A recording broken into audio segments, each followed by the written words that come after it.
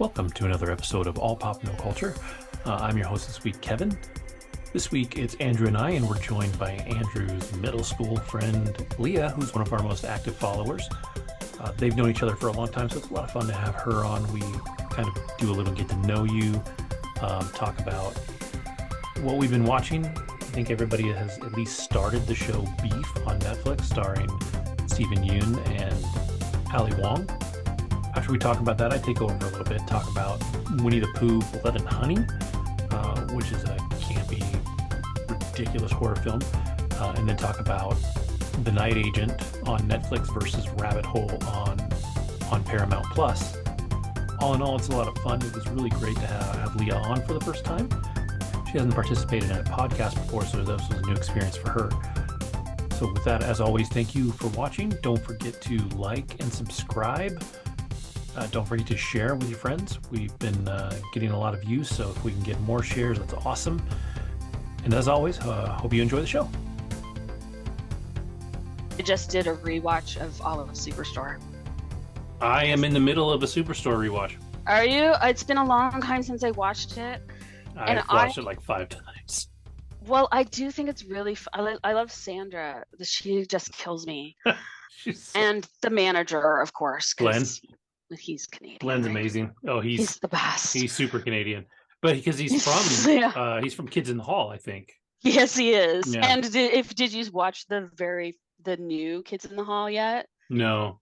I only watched a little bit of it because I can only take so much sketch comedy. But like 5 minutes in, they're naked, so like it's the same as it used to be. So it's funny, but what? I think Pete's a big fan of Kids in the Hall. What's hilarious is that Glenn from Superstore looks so much like Pete that it's almost painful sometimes. He kind of. I never really thought of that. Yeah, you don't think it until you see both in like proximity to each other. Like if you watch Superstore and then talk to Pete like in the same day, you're like, holy shit, they look like the same guy. It's just so funny. I mean, I don't love the main characters, but it's so funny because that seems like that's what everybody says. I like them because they're the glue. Like they're the thing that keeps. I just think it'd be better without normal. Them, like, get them. I don't think it would. I think it would be too like for as dumb. Well, it'd be maybe too chaotic, but yeah. I think you need them for to be because nobody else is even remotely normal. You know, no. Like that's why it's great. So, well, except maybe the guy in the wheelchair. He's like the most normal. I love him. But it's awesome. It's one of my favorite comedies, and I didn't think that it would be. Like I started watching it. I had only ever watched it once, and so I remembered liking it, and I just thought I'm going to rewatch it through. And then I realized I never actually finished it because I hadn't seen the second half of the last season. So when the last episode I saw the first time was when Sandra adopts the teenager and they're holding hands leaving the store. And so I thought that was the end. I just stopped watching it, or maybe it was like, maybe pandemic was coming and I don't know if like episodes came out sporadic or what happened, but I missed that. There's a lot. Even happened. Yeah, there's a lot more than that because. Well, I've finished it now. Oh, okay. Yeah. Yeah, it's a really good. It was my first time seeing that last season because I kind of just stopped watching it and thought I had seen it all. Yeah, it's a really good ending. Like it was an emotional ending to a show that was pretty funny. It was good. Yeah.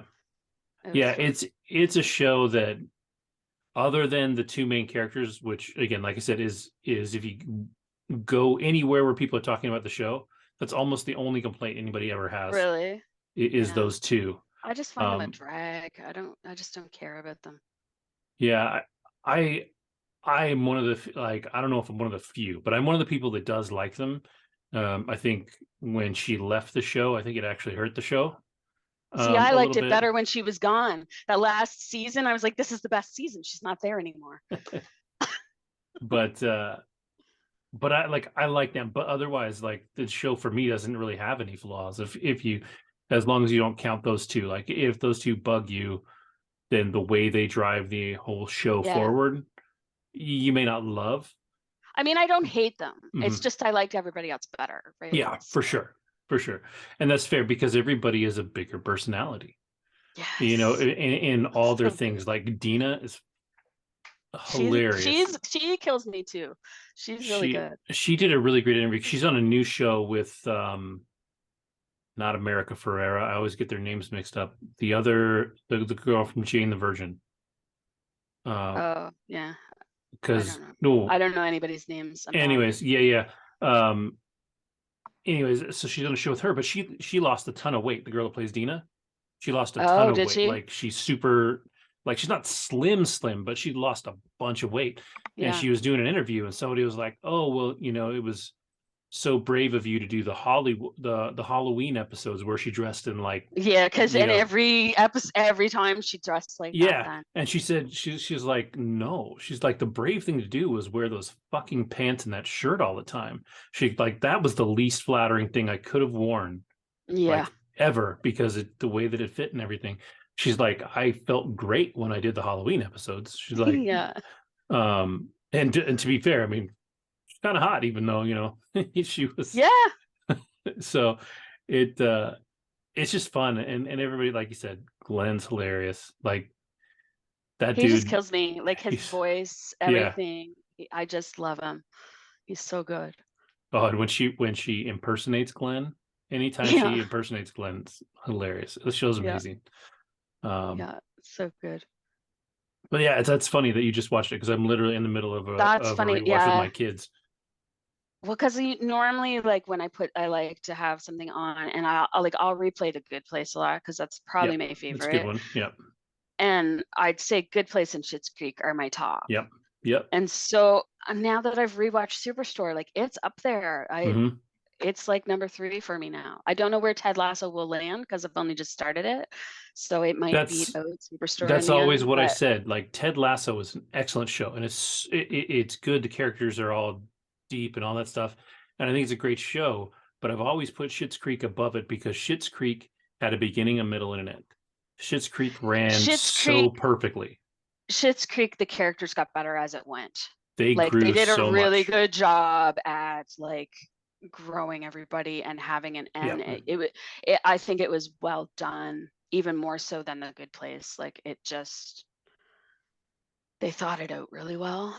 Yeah, The Good Place, I think, was a more poignant show. But I love it. I was sad it was over, because when I watched the last season, I didn't know it was the last season. So I was waiting for the next season to come out, thinking, well, they just turned to dust on the other side, and we'll see where they go then. I was ready for a whole new season, and then I was super sad that was the end. So I wasn't ready for that to be the end. So I rewatched it all, of course, because I was like, well, I gotta get myself to the point of accepting that it's over now. So I was sad when it was over. But Schitt's Creek, when it ended, what? Who's your favorite character, or favorite characters on The Good Place? Who did you I can't decide. I would bounce between them all, because I couldn't decide who my favorite was. Like I like them all. Okay. I know. I think they just all worked so well together, right? Yeah, that's definitely, and Schitt's Creek the same way. But it's one of those shows where the casting is so perfect that everybody is so amazing in their part that you can't David's my favorite on Schitt's Creek. Like but I also love his father, and then you gotta love Moira, right? Like it is kind of the same, where you bounce between who's your favorite. And I think Moira is just great, right? She is incredible. Like that woman is amazing. But I think for me, when I watch the show, I always remember that by the end, I think the character that grows the most is Alexis. Yeah. I think at the very end, she's gone through so much. And the thing with her and Ted before the end of, whatever, she almost quit the show because of it. I don't want to spoil it, because I don't think, Andrew, you've watched all of Schitt's Creek, have you? I've not even seen a single episode, but really? But support your Canadian friends, man. Jesus. I've heard nothing but good things about the show, so I think I'll give it a shot. Now, confession time. It's similar to like The Good Place, which is why I think I'll like it. Like it's not like, I don't think you'd like Superstore as much, because it's sillier. You know what I mean? Yeah. Well, that's why I couldn't get into Ted Lasso. I mean, and all my friends hate they're different kind of silly, for sure. Like Ted Lasso is at least grounded in some realism. Like, Yeah. I think, have you ever worked in retail? My first job, I sold women's shoes. But that was it. Maybe Superstore will land a little bit. I literally I worked at a Kmart in California until and what Oh, makes it even what makes Superstore even more poignant for me is that I worked at that Kmart until it shut down. I was there on the last day that store was open. So yeah, like the things that they go through Yeah. on the show, like I've or relatable. been, yeah, super I relatable. never worked at a department store, and never a big store. It was always more of like a boutique, like in the mall. Like we always talk about Yeah. Stonebridge Mall and how Yep. everybody Yep. worked at Stonebridge. So I worked there. I worked at like a suit store, and then I worked at this thing called Miller's Outpost. I Somebody know from Miller's Outpost. I know, yeah, yeah. Yeah.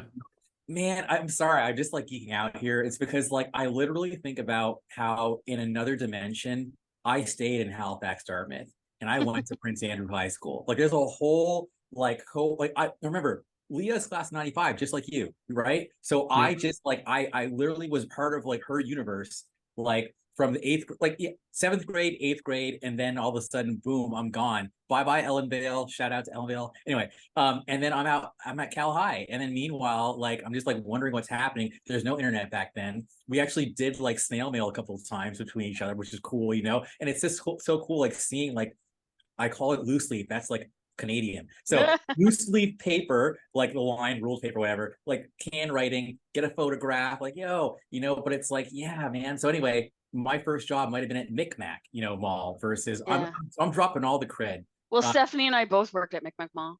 I know Stephanie was at Laura Secord. I was in the food court. Okay, all right. Yeah. And then is that place called Muffins still there, or do you remember that place? I don't know. I don't know if it's Yeah, called because it was Muffins. across from where I worked at the chicken place. There was a chicken place in the What was it food called? court. Well, it originally, I think it was a St. Jerome's Chicken, and then the owners didn't want to be a franchise. They probably didn't want to pay the franchise fees Oh, the anymore. fees. So they just changed it to like Chickaroos or something like that. It was awful name. And then yeah, so I worked there, and like, I mean, one of my best friends now in like Lisa, who I was at, we worked at Chickaroos together, and we would volunteer to work Midnight Madness because nobody wanted to work Midnight Madness, where like you're up, they leave them all open till midnight and everyone's trying to do their Christmas shopping. And so we'd volunteer to work because it was like we were out later than we were supposed to be because we were at the mall, like doing our jobs, and we were not doing what we were supposed to be because we were trying to make our own chicken balls in the deep fryer in the kitchen. We didn't sell chicken balls. We were doing this ourselves. Right. So like we were like just kind of like we looked at it like I don't know, fun times while we were working. So that gives me Empire Records vibes, which is like a movie that you may have heard of. I didn't get through it all. Oh, okay. Well, I know it's one of Kevin's like it's a sacred goat for him. So I'm just always going to speak nicely of it. Then the other random thing I'm going to just talk about real quick that was the best cranberry muffin I ever had in my life was from the muffins place. They had good muffins. Those were so, and I literally like I chased that dragon, and I've yet to like. I don't know if it's there. I don't think it's there anymore because there was an Orange Julius. Yeah, I mean that was like 30 plus years. Yeah, I know. And there was Manchu Wok was the Chinese food. God. Which was like, if you work in the food court, you've like been down the back hallways and like seen in all the kitchens. So I will not eat there because I've seen in, right? It's like you get to see what the kitchens look like, right? Yeah. And I'm like, oh God, like sometimes you gotta go to the other places, like if you're running low on $5 bills or something and you're trying to like get change from the other stores. And they would share change. See, that is we would take like, you know, some 20s to the store next door and say, can we buy some 5s off of you? So we wouldn't have to go down to the bank. Hey, Kevin, do you think that would fly here? They wouldn't do it? Hell no, dude. Like, oh no, we were always like going so nice. We'd be going up and down the hallways from each other's stores. Like, oh yeah, I did it all the time. Even when I worked at Kmart, or when I worked at Little Caesars, like. Yeah, you would. Because, you know, like if you're getting low on, although now everything's debit, but of course back then it was. And it's a question of like how small the place is too, right? Like the bigger the place is, the less likely you're going to do it. Oh yeah, we were always helping each other, and like my sister worked at the pizza place next door, so like mhm. you know we were just back and forth or whatever. And Yeah. Yeah, there's like when you're the size of something like a Kmart, you really don't do that because now well, you're you probably saying don't need because to because you probably got extra out back. yeah, as a matter of fact, at the back there was a cage. They called it the cage, and it was completely locked off. Only the accounting people could go in there, and every now and then, like as an employee, you could see through the window. And I mean, they Yeah. literally had like stacks of cash and stuff that they were counting and organizing and stuff because the Brinks truck would come up once a week, and so you deal with all the money stuff. But the amount of money that place dealt in was far more than like when I worked at Little Caesars. Like we had Yeah. our little safe was under the cash register, and you dumped your money in there, and it was time locked, so it would only open like at the end of the day for the management or whatever. And watching management count that money was a totally different thing. I mean, it was little stacks of money, and that was that. It really was not like even a comparison. Like the amount of money that even I handled as a cashier at Kmart was just a Yeah. completely different magnitude, right? I mean, most people are spending, shoot, I mean, back then it was what, $10 pizza. They didn't have the $5 pizza back then. It was $10 a pizza, but most Yeah. people aren't spending more than 50 or $60, so. No, it was fun. I liked working in. I mean, I worked there. My first job was a restaurant job Mhm. too, so I don't know. It was You fun. know what? Okay, I'm fuck it. So I applied for every fast food and no one would hire me. Like I was such like I was so like depressed. Like I was like, what the fuck, man? What's wrong with me? And then finally, I guess my mom was getting shoes at Naturalizer Shoes. She was talking to the Charlie Bear. I still remember his name. It's funny how you remember people's names if they're your first whatever. So Yeah. Charlie Bear got me my first job, but then I fucked up because I was in this singing group. I'm telling the story. Fuck it. And so we were going to be flying down to like LA, stupid shit. Anyway, and I was supposed to work that night. So instead, the new employee, yeah, she was like maybe 4 days old, said she was going to cover for me. So basically, Charlie's ass decides to like wait for me to show up before leaving. And of course, I never show up because I'm on a plane to LA.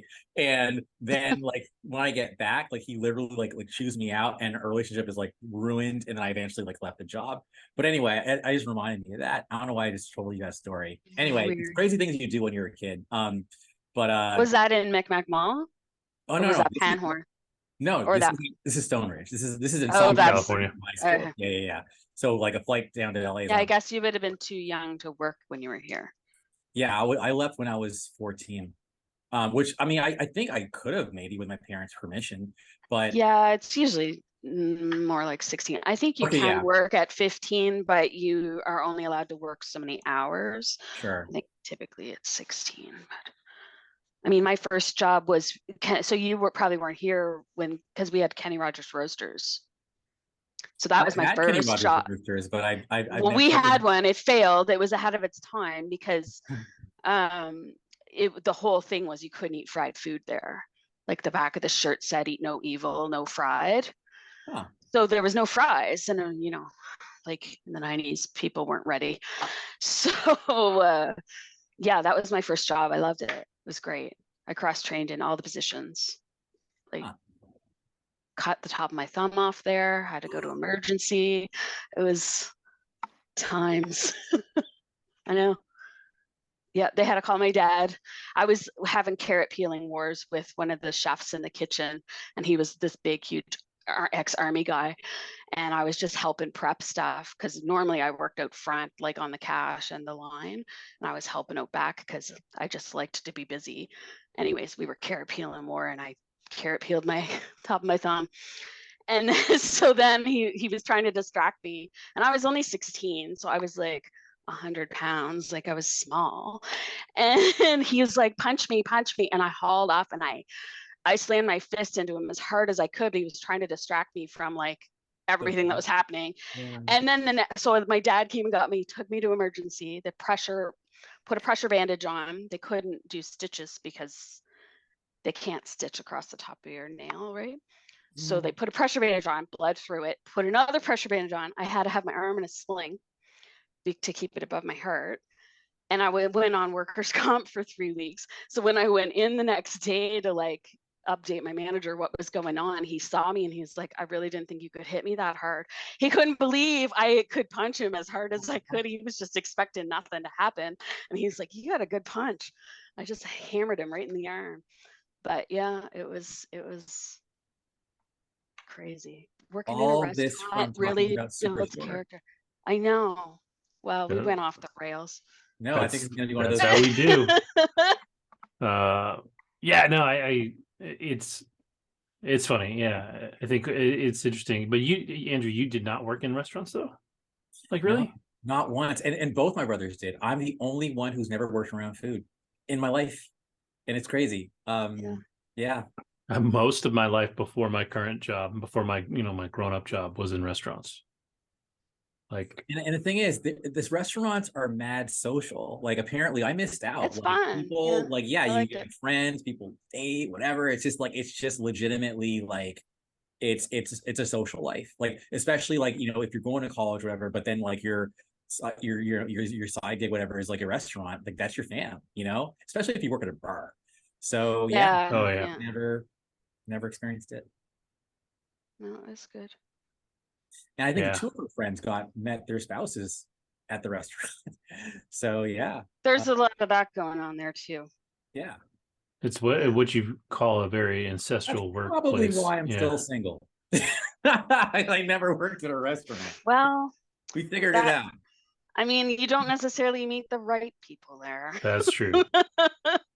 That is true. All right. Yeah. But yeah, it was fun for me. Like I worked, I waited tables for a few years before I ended up bartending, and then I bartended for a decade before I fell into real, Wow. like I said, grown up work. Before we get to the pop culture bit of the show, we should meet Leah beyond her industrious career in the food court. Now that you know, I cut my thumb off. That's right. I actually, funny enough, when I worked at Kmart, which was my second job, I worked in the in the like the little Kmart deli up at the front, and then we had a food slicer, and I actually sliced my thumb on that stupid fucking machine. So yeah. I'm with you there too. I've used those slicers too, luckily not to that extent. It was only I'm dangerous. I'm always too. burning myself, always cutting myself. I've had many injuries. Yeah. Yeah. So here's to being an idiot teenager and doing the stupid things that we all did. Yeah. But okay, so we've got Leah on. Leah is one of our most active viewers that I know of. I talked to Leah more than almost anybody else through Facebook and through the YouTube comments. Leah is one of those Canadian folk from Nova Scotia, up there with where Mr. Andrew is from. All I know about Nova Scotia really is that is where they filmed The Curse of Oak Island, or within the vicinity thereof, which is one of my favorite shows. I love that show. And obviously she has good taste because she likes Schitt's Creek, Superstore, and The Good Place. So I don't know. I'm terrible at the interview questions. I don't know, Andrew. What do you think? Do we have some good questions? Some good get to know you questions? Yeah, I think so. So like, I guess for me, one of my first ones always are like, what are some of like your favorite shows or like movies of all time? Well, shows I'd say we've already kind of covered. Okay. Because I think like Good Place is probably what I would tend to go for, right? Like I like that. I also watch Community a lot, but it's like I don't think you would like Community, and I'm not sure if you'd like Superstore because it's more of a, you got to be a little stupider to get through it. Like, it's just dumb comedy, but Community I have put on a lot in the background just because I've seen it so much. I don't need to pay attention, right? Right. But I also really like The Righteous Gemstones. HBO. I've seen the interstitial. It's so good. Yeah, it's also kind of ridiculous, but it sucked me in.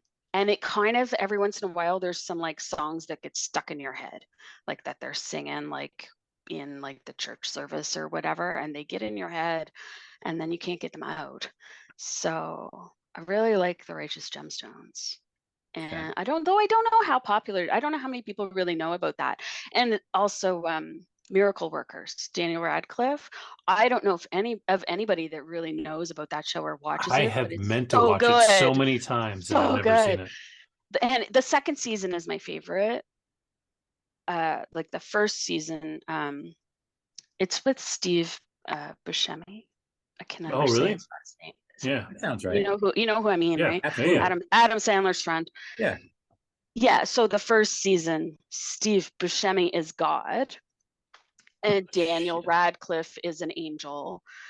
And so it's the same actors in each season, but each season is a different period of time. So they're playing different characters and they interact with each other differently each season because they're technically different people in a different time period. But the first season anyway, he's God and Daniel Radcliffe's an angel and the other girl is an angel. And God wants to blow up Earth. And in order for him to, they say if they can like accomplish an impossible prayer, that he won't blow up Earth, so that they have to try to make two people on Earth fall in love, and you can't really interact with the people, so they're like, you know, trying to figure out how to do that. Anyways, it's good. And then the second season is in medieval times. So Daniel Radcliffe is actually playing the prince of the king in those times, but he's really nice and wants everyone to love him. And his father is like a killer and just wants to murder everybody. So like there's kind of, he doesn't like his son, and he's trying to interact with the people in the town that are. Is this like a comedy? Yeah. Okay. Yeah. Yeah. So Steve Buscemi in the second season is a shit shoveler. So like everybody's name is like their job. So his last name is shit shoveler. And he goes around and deals with people's stuff in their huts. And then they kind of end up all interacting. All the same like actors are in it. It's just they're playing different people. But it's the second season it's along the lines of where like The Good Place has just like those subtle, smart, funny lines like sprinkled in there that kind of, if you weren't paying attention, you might miss what they said and miss that it was funny. It's along those lines. So like you get a lot of those like just interesting, funny lines, and like if you're really paying attention, it just cracks you up. So it's good, but I have no idea what channel it's on. Like I ended up buying it on DVD because I saw it and I lost track of where to find it, and I can't find it now when I go to search it like on demand or something. So I just looked up the DVD and bought it because what's the name of it again? It's Miracle Workers. Miracle Workers. That's right. So there is a third season. I didn't like the third season as much, so I've only watched that one once, and there's going to be a fourth season. It's on HBO Max. Is it? Okay. Yep. Yeah, so that must be where I saw it the first time around. And then I just bought it so I could watch it whenever I want. Yeah, I've always meant to watch it. I like Daniel Radcliffe, and I like to see him breaking out from Harry Potter. He's really, really good at the comedy, and I wouldn't have expected that until I watched this. So when I saw that he was going to be Weird Al, I was like, that makes sense, because I had seen him in Miracle Workers, and he's just so good at the comedy. You wouldn't expect it, right? Did you see Swiss Army Man? No. I haven't seen a whole lot that he's been in. Yeah. I always meant to watch it and I never did. But that was a film where he literally played a corpse. Oh, really? Yeah, it's supposed to be super weird, but really interesting. And I've just never taken the time to watch it. That's funny. But yeah, it's supposed to be pretty solid. I don't know. What about movies? Since you've covered the TV. I don't know. Like, I'd say I'm still probably like, I like the comedies. Like, I'm probably following The Rock wherever he's going. Like Jumanji. I'll put Jumanji on all the time. Did you see Black Adam? I did. Tell us your thoughts on Black Adam. So I'm gonna say I liked it, but Woohoo! then 2 Uh-oh. weeks late. Well, okay, I liked it for DC. Yes, Like exactly. I can't like say like if I was gonna rank everything, it wouldn't even Yeah, make it into DC the is its own list because lane. you have to think of it separately, right? Yeah. But yeah, no, I didn't mind it. Good. We saw it in theaters, left, we were happy. Cool. But then 2 weeks later we went and saw Black Panther Wakanda Forever, Right. and it's like, what? Then I was like, oh yeah, so never mind, this is better. Like it's like we hadn't really been going to movies over COVID and stuff, Right. and then so I kind of think part of it was, well, it was one of the first movies we went to again after COVID, That's and part of so it. maybe it Yeah. was just kind of like, oh well, we got to a theater and we saw this movie. Like the first thing I think I'm trying to think what the first thing we saw was. I'm jumping around. So as far as The Rock goes, did you ever see that movie Pain and Gain? It's like Yeah. Did you like that one? I didn't like it the first time I saw it because it wasn't The Rock. So I thought I Okay. hated it. And then I watched it again and I was like, okay, now that I know what it is, I'm okay. But I had to watch it a second time to like it. Fascinating. Because I was like, that's not a Rock movie. I was actually mad when I finished watching it the first time. I was like, what the fuck? Because it was too much about This what's isn't his The name? Rock. What's going on? Yeah. Yeah. But I actually I've watched it a couple times now. Okay. But, like The Rundown with him and Sean William Scott, that's a good little comedy. And it's back when The Rock was a more normal size. He wasn't so huge. Was it built like the Hulk himself? Yeah, like I mean, he's a little bit overdone now, but that was back closer to probably his not long after wrestling days. So he was still obviously big, but not crazy. So I got another question, and this is more to just kind of indulge. I'm gonna just keep it real. Indulge me, but I know you can do this a little bit. So I probably am the most like Myers-Briggs out person I know. Okay, but that said, I know that years ago we were talking, corresponding, and you're like, "Yeah, I totally know I'm an INTJ." So can you talk a little bit about your relationship to Myers-Briggs? Like, how did you discover it? How familiar you were? Just freestyle about it. I don't know a whole lot. Like I've done the test a couple times. Both times I've always been INTJ.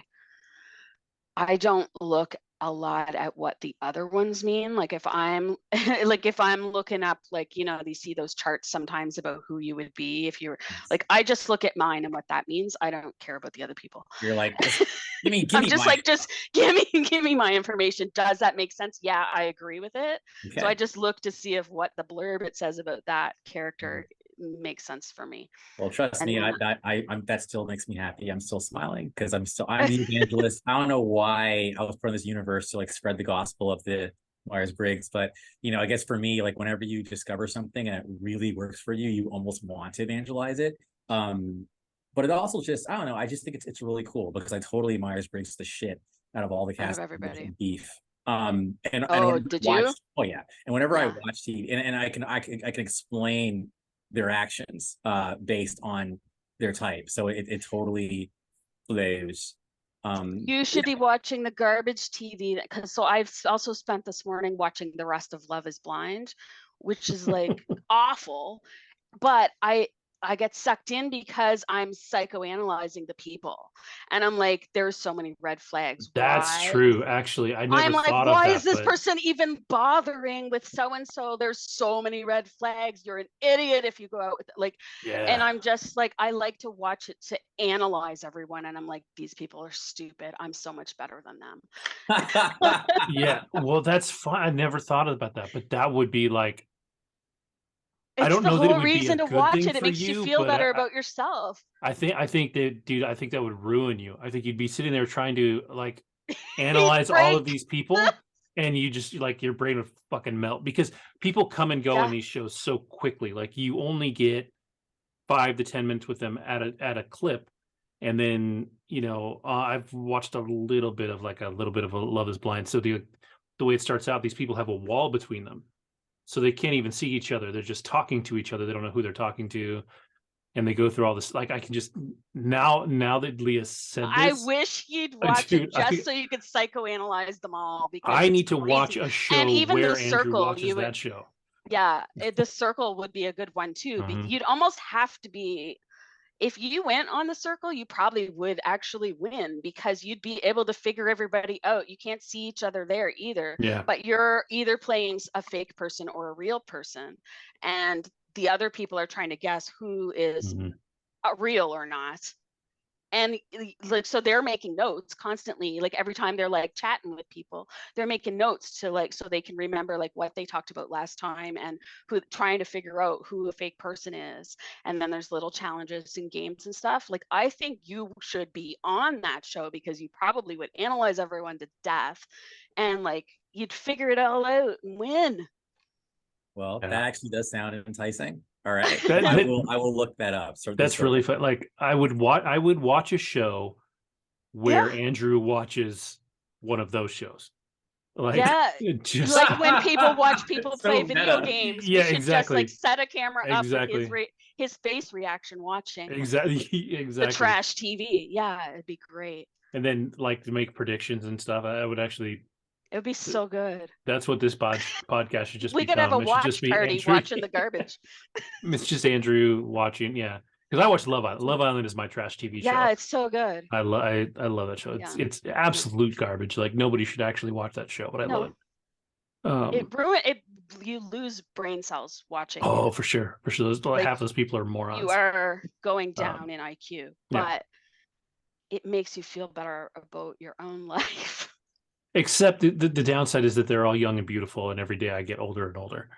Like, you know, whatever. Love is Blind is a little different. Like they definitely try to throw a few people in there that aren't like young and perfect. But Love Island, they're all in their 20s and they're all fit and they're all wearing and like too hot to suits half the handle time. and all that. Yeah. It's all great. At least something like Love is Blind, like half the time, most of the time they're in normal clothes and they're just talking to each other. They're just trying to meet someone to marry. Yeah. Which is now, granted, Love Island has had its handful of successful relationships and marriages and babies and all that jazz, but I don't know. All right. It's garbage. So, but it sounds like though, back to being on track for a second. Like comedy generally is your forte. Yeah, I'd say where I strayed was Lovecraft Country. Oh, which I really liked, but I'll tell you, I watched it on accident because I had heard it was good and I didn't know what it was about. And when I Googled, the description that came up told me it was about a guy driving across the country looking for his father.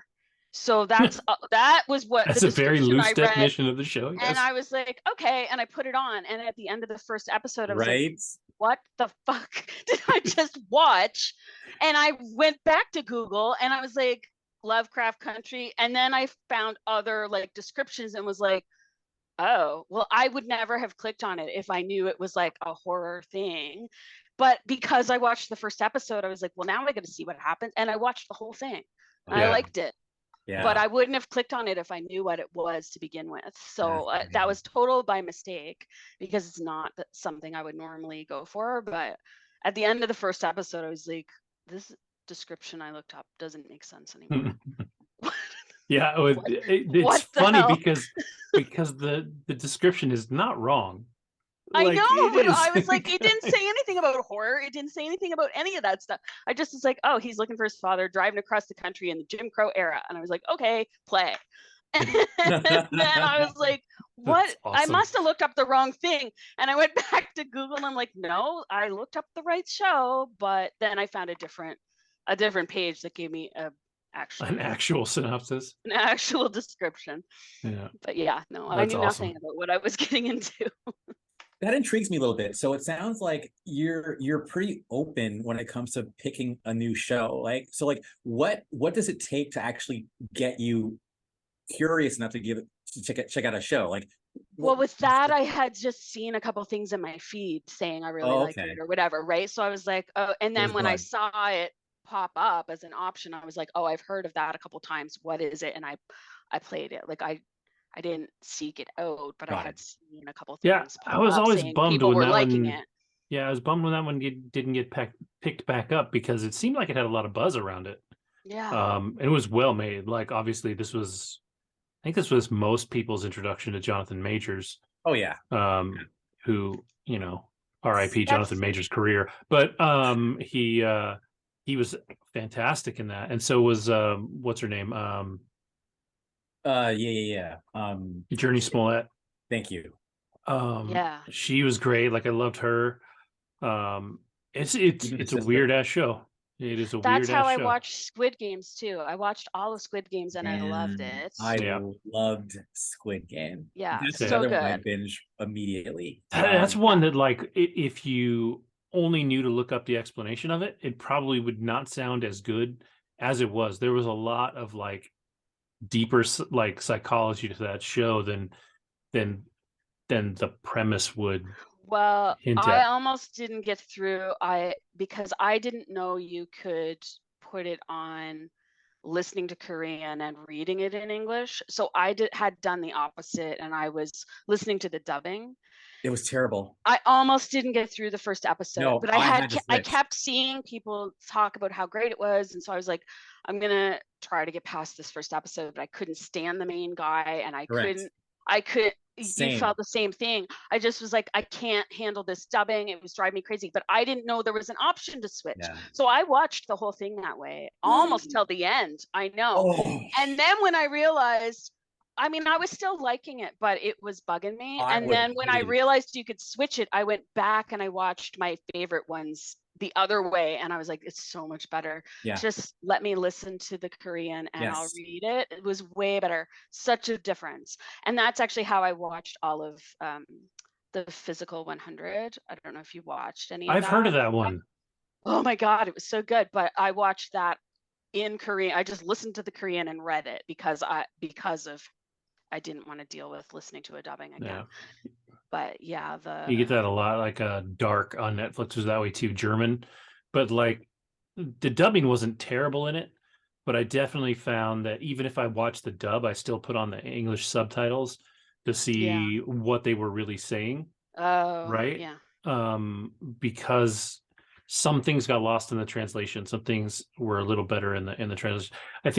I think German to English though, I don't think it's quite as hard a switch as Korean to, or really any of the Asian languages. I think are harder translation to English.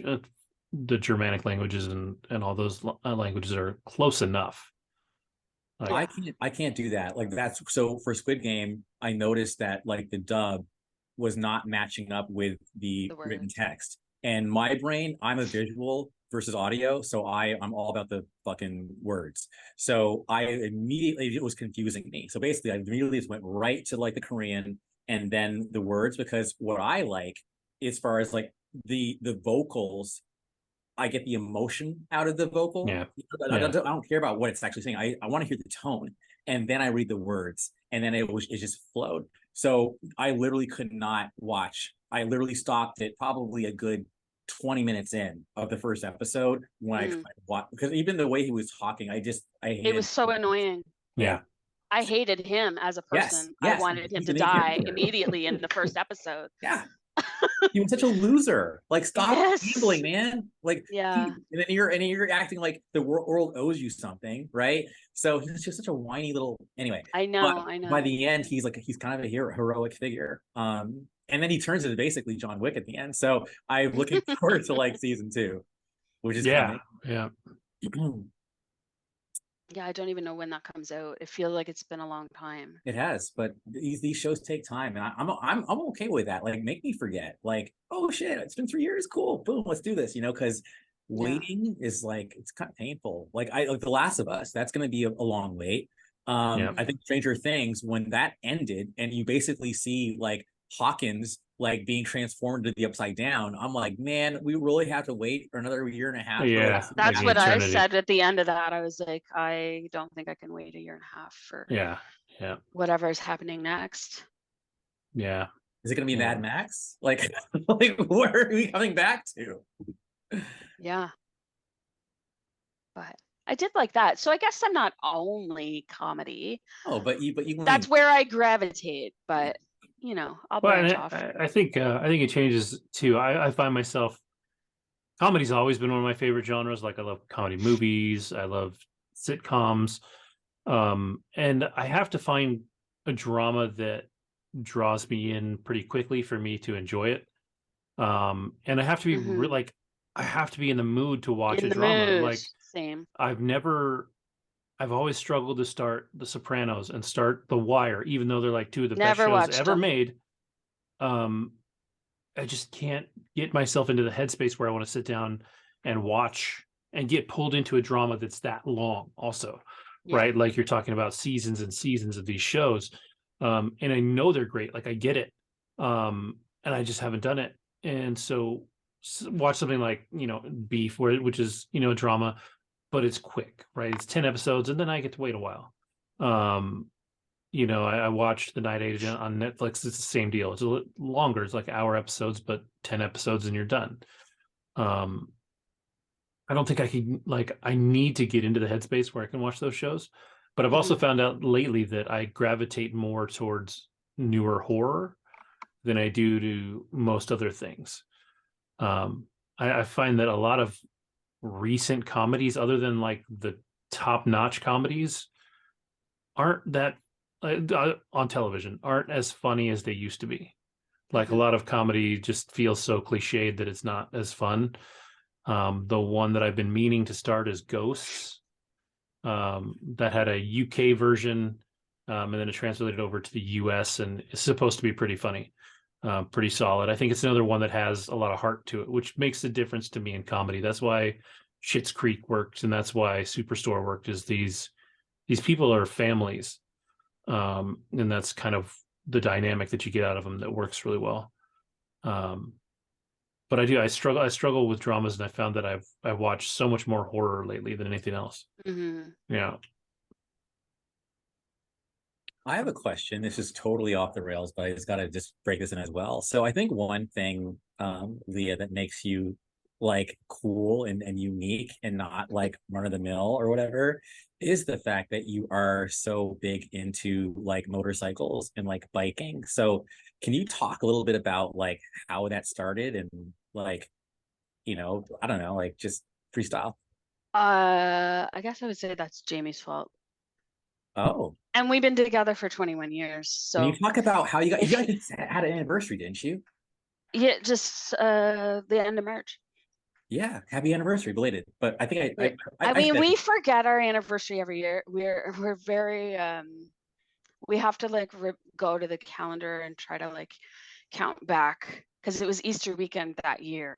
oh wow, you triangulate. And so we like have to try to go back to the year to figure out what day it would be. So it's like I think March 30th, but we're terrible at like, I mean, not to get too whatever, but we're like a little bit bitter against marriage because he was married and I was engaged before we were together. So we're I never both, knew that. yeah. So, we're both, we don't need the wedding kind of thing, right? Isn't it Kurt Russell and Goldie Hawn? Yeah, I Yep. think they're like, yeah, bump that, and they're Like, still going strong. Like, yeah, I think yeah, that whole thing. we've, but it's kind of annoying because people don't get that, right? So like you get asked repeatedly through your life, when are you guys going to get married? When are you going to have your own kids? And it's like, well, he has kids. Like, I don't need that. I can borrow his. Like, I don't, it was just never like, I never wanted a wedding. It's not like I dreamed of that forever. Like, I don't, you know what I mean? But people don't understand. They think you're a girl, you want a wedding. You obviously want to have babies or something's wrong with you, right? So like Yep. you got to battle that through your whole life. And finally people have stopped asking, but yeah, It's it's kind of funny like, because again, I'm just totally going back and forth here, but like we are going to talk about Beef. I don't think we're going to talk about it too extensively because you've seen the first two episodes. I think Kevin yeah. on the sixth episode. But I think a big theme of the show is about living for yourself versus living for other people. So Yeah. I love that I think in a lot of ways, like you're kind of a forerunner in that, like in that you're just doing your own thing and Yeah. not letting people like dictate your terms. And I think in my own life, I think I've done the same. But it's like, yeah, it's a thing. You know, it really is, because I think that when it's there's a lot of people out there, whether I it's think your there's a life, lot of people that regret their life and they won't yes, admit it because they don't want to admit they really didn't want to have kids, or they really didn't want to take that job, or they really didn't want to get married. Like they're just living now and they're stuck in what they chose, and they want to convince themselves that they did the right thing. But I gotta say, like, I'm very like danger averse. So for me, like, if I had met someone 21 years ago, like and she was like, for the sake of thought experiment, she was into bikes. Like, I don't know if I would have been like, oh yeah, I'm doing bikes too, and like I you know what I'm saying? Because like I'm just like, so I give you props for like it's having fun that. though. Well, and I'm like he's always puttering with the bike, like ripping the front. Like right now, the front's not on the bike because he's changing the headlights and changing the handlebars constantly. We have 7 sets of handlebars in one bike, right? So he's constantly like, I don't know how many headlights are in the shed, like, but they're always being changed. So this year we're changing the front again. So the front of the bike isn't on right now. So I'm always like just around while he's like puttering with the bike or putting with the car, and I say I'm pieces passer because like, I'm the one that's like, he'll be like, pass me the thing. So I'm like, and then I'm there to make sure the calm stays, because if things start going wrong, parts are going to start getting thrown, and I can like make sure everything just remains calm. It's a good Right. So like I keep the balance. What So what kind of bikes do you guys ride? Is it street bikes or is it it's more a the street bike, Suzuki yeah. Bandit. Okay. Yeah. So it's like it's 1200 Bandit, so it's a big, like it'll haul ass, but I can't touch the ground on it. It's I'm only 5 feet tall, so I'm not. I can't. What's the See. fastest you guys have gone on it? I don't think that should be said on. There, okay. It'll go. Wow. No one watching this will understand because you'll say it in kilometers per hour. I Anyways. said in kilometers. Yeah, nobody will know. They can't convert that. It's different. People will literally go to their car and look at the speedometer to try and figure out what that actually means. Yeah. To be fair, that's exactly what I would do, because even though I got my degree in physics, so I did a bunch of math and science, and everything's in meters and kilometers and all that when you're doing you still calculations. don't probably use it. I don't remember it anymore. Yeah. So. It's weird because we do a hybrid. Like everything's kilometers. We wouldn't say miles, but like my house is in Fahrenheit. And even though nobody knows Fahrenheit here, we're talking in Celsius, but my thermostat's not Celsius. So like, and like I would say my height in feet, not centimeters. Yeah. I don't even know what it is. So, and like my weight, I would put in pounds. I don't know what it is. So we're just a big mix of everything. We're a mess here. But... yeah. By proximity, you've been totally screwed by the US. Yeah, where we get it from both both directions, Europe and the States. It's just all a jumble. But I gotta say though, I remember knowing Celsius well, and I forgot all that shit. Like oh really? Oh yeah, it's gone. I am 100% Fahrenheit. Whenever someone says 23 degrees, I mean I think that's kind of warm, but I don't know that's what hot. Is. Yeah. Well, that would be like summer. Although it's like 80 something, isn't it? In Fahrenheit? Yeah, I don't know. I'd have to. Yeah, exactly. Like because it's like double. It's 32 and then double the temperature or something like that. Like there's a reasonably accurate. It's 73.4, which to me is not hot, but again, I guess warmer, especially up here. Hot. I mean, like it's going up to 14 this week, and people will be in shorts and a t-shirt because we just left winter, right? So like as soon as it goes above 10, 57 degrees, man. Yeah, that feels warm though. But yeah, then, my kids one of my kids was wearing shorts to school this week, and it was in the 50s. Because when it's been 25 for 2 months, you're like, oh, that's fair. That's warm, To me, 80 is when it's okay. 80 is that's even like 75 to 80 is like that's warm. So 75 is my perfect. As soon as it starts to go over 75, I'm like, it's too fucking hot. Oh, you know especially what? out here. In California, it was Yeah. different. When I lived in 23, California, 24, that's 75. Yeah. when I lived in California, like 85, 90, 95, I was like, yeah, that's hot, but that's doable because it was dry heat. Yeah.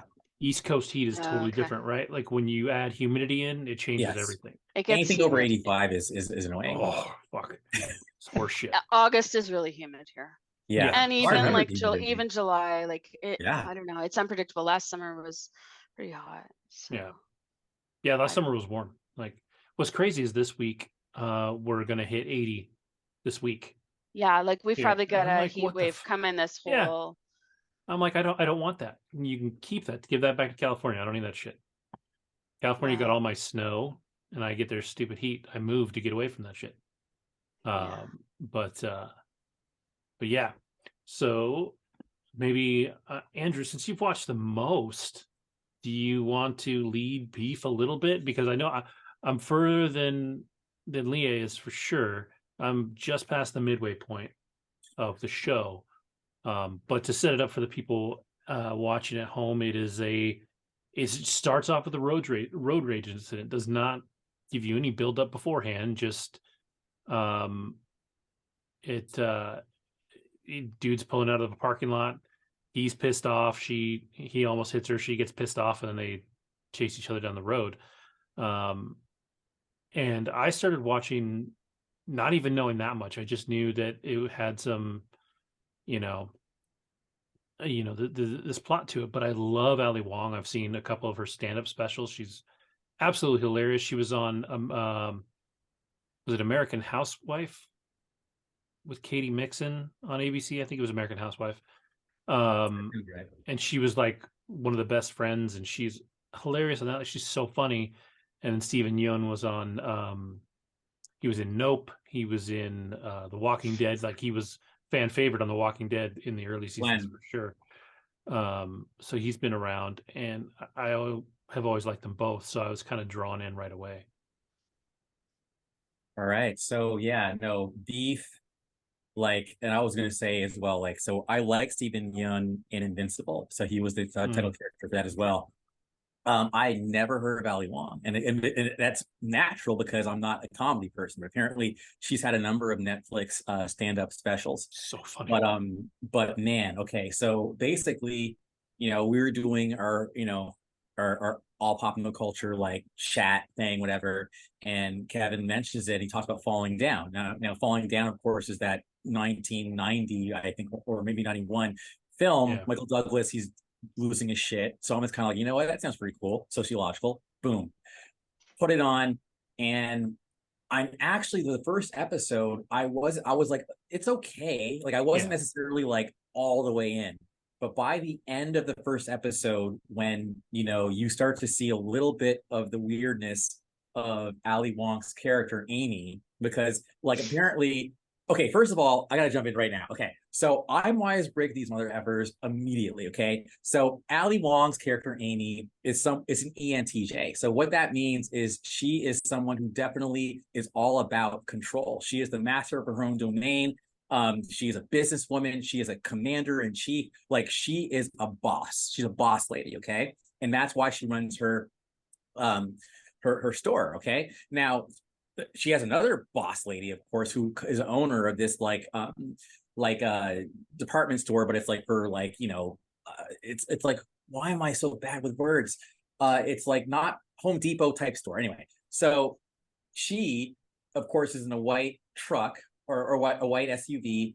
And Stephen Yeun's character, there's more to why he's so upset, by the way, trying to return those things, but I'm not going to spoil anything.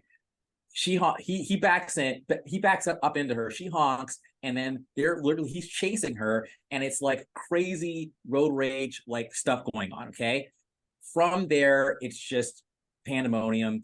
I love what he does when he shows up to her house and does what he does, and he is basically a cross between ISTP and ISFP, and I'll tell you why. Okay, because this guy, as a T, he's very strategic. He's sneaky, but at the same time, as an F, he's emotional. And as you see the show go on, you see this character, and I gotta remember his name, Danny. Danny's character goes between having like being a good guy and having a heart, and being calculating and being conniving. And he literally is battling those two sides of himself. His younger brother is an ENFP. So what's crazy about it is, even though he's the older brother and he's trying to like tell his younger brother like how to live his life and, you know, be better, like it's clear as you watch the show that his younger brother actually has a better sense of like what's going on in life than his older brother does. It's like it's hilarious how this younger brother is just like having to take this.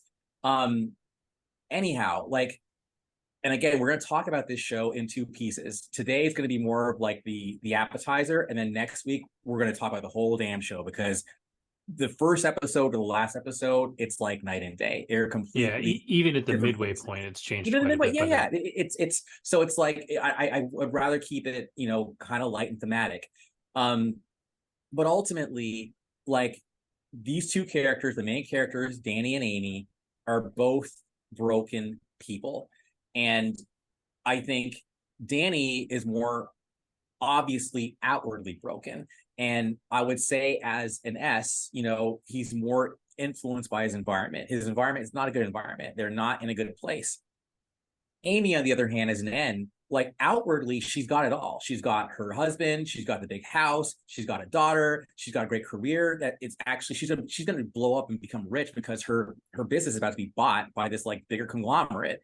But inside, she's hurting, man. And her husband, I would say ESFJ, because when he tries to ask her what's wrong, and then she starts to go into it, he immediately cuts her off. He doesn't even get where she's coming from, and just tells her like what she needs to do. And that makes her feel even more lonely and more just, it's terrible. But I'm just watching the show and going, damn, like, this is so real. This is so what happens. So many things about this show are new and fresh. I don't know how far you got, Leah, but they're, you know, when you meet the cousin of Danny and oh my god, Paul, like, he reminds me a bit of I suck. What's Khal Drogo's actor's name? Jason Momoa. Jason Momoa is like he's like a Korean Jason Momoa. He's a like total a high energy dude. Yeah, He's hilarious. ESTP, totally. Like, he's always on, you know. And his scenes are, I mean, he's great. I hope we see more of him. I think his name is Daniel Cho, is an actor. Yeah, I mean, I'm talking a lot, I'm monologuing, but there's just so much to this show. There's so many, I haven't even talked about the plot. I'm just talking about these elements. Asian culture. Okay, so one thing that really tripped me out was the fact that Danny was able to tell right away that Amy's husband was Japanese, okay? And then that was like a thing. And apparently I have a Korean friend who's actually straight up Christian. She's all about that life. She's talked about her parents, living for her parents. She goes to church like every Sunday. She needs to meet someone who's about that church life. Like, it felt so real. It takes place in California. California is definitely like Asian culture central. Like, that's one thing I noticed moving from Nova Scotia to California. Like, it was just like a whole nother world. And then the fact that you can't just like, it's not a monolith, okay? Like, Amy is Vietnamese, Danny and Paul are Chinese. Yes, they're Chinese. And then her husband's Japanese. Like, I mean, they're Korean, not Chinese. They're Korean. Point is, like, and then like, it was even Mia, when she tries speaking Japanese to like Amy, it's almost cringy and embarrassing because she's like, dude, like, that's not me. Yeah. Like, all these things are just, they're things you take for granted because you don't see them, but I like being exposed to like whole nother worlds. And that's what this show also did for me. So I'm gonna, like, I think I talked for like 7 minutes just now. But I clearly, and I haven't said anything. So I want to hear now from you guys, like, you know, from you, Leah, as far as the first 2 episodes, and then Kevin from the first 6 episodes. I mean, you might not even want to go all the way through, but like, I just want to hear from you guys so I can just jump in, because I just word vomited my enthusiasm. Well, I'm only 2 episodes in, so I don't really know yet how I feel about it. Okay. I kind of feel like I wanted to pick up the pace and get going. Okay. No, that's totally fair. Right? Because I'm kind of like, they've established that they had this, you know, car incident. Yeah. Just get to the point. I don't know. I So got were you to the surprised that like I think at the first end of the first episode, right? Doesn't he like violate her bathroom? Is that what yes. So he that's That's the first episode. happened. Yeah. At the end of the second episode, he's pulling up in front of her house. Mhm. He's pulling up in front of her house, and I think he's got a hammer in his hand Yeah. or something. Yeah. And so I stopped it there. So obviously something's about to happen in the third episode, but I didn't get into that yet. So But it's interesting because you talked about being I'm a binger, but I yeah. didn't have time to binge this one. And when you take a show like this that, like I said, when I first started, I compared it to Falling Down because these people are in like vulnerable places. Like they're kind of in their lives. They're not handling the world the way that, somebody probably should. Right. And so they're in this bit of chaos. But if you were to take Beef and make it a movie, I think so much of the stuff that we've seen wouldn't be in there. correct? Because this is all world building and all that. So Yes. there's definitely a different feel to a TV show because each episode has to work in its 4-act structure, right? So you have to have your beginning and middle and the end of the episode. So there has to be the plot of the episode, but then you've got the larger show that you've got in your essentially a 4-act structure also. So like there's this breakdown of things that have to happen in certain ways, and so when you make it, it's not quite. It's probably 6 or 7 hours long instead of an hour and a half or 2 hours. Some of the early stuff suffers a little bit, I think, in that regard. But for me, these two are so charismatic, like just as actors, like they really eat up the screen. And they're at the end of the first episode before he violates her bathroom. I like the way that you put that. There's a couple of moments where you almost get the feel like if this were some other show, they'd be hooking up by the beginning of the next Is episode. your husband like, home? No. Yeah, Like yeah. I think And then he's like she thinks he's leaving. She's like, oh, I should get your number. Like, yes. There's definitely a feel there that they at least think there could be something else going on, or they want you to think something else is going on. And then the way some of that stuff plays out later on, like who ends up with who and some of the things that happen there are very interesting. So I don't think you're there yet, Leah. So No. I think No. some of the things that both of them go through, and especially Amy's home life, Ted definitely in the third, fourth, and fifth episode becomes very, very interesting. I think Is that her husband? her husband and George. just herself and a few other things that she goes through are super interesting. I think her character and her world is a little more robust than his. He's definitely got the church thing going on, and he's got the family background. He's doing all the stuff for his parents, but I think at least for these next few episodes from what I've watched, she has probably more going on in her life that they focus on. Yeah, I think I'm sorry. No, and so there's definitely stuff going on, and I think too it's interesting that you said it. But one of the things that I really loved about it is that I do love that it's the Asian American story, right? Like these, these are second and third generation Asian families at this point, right?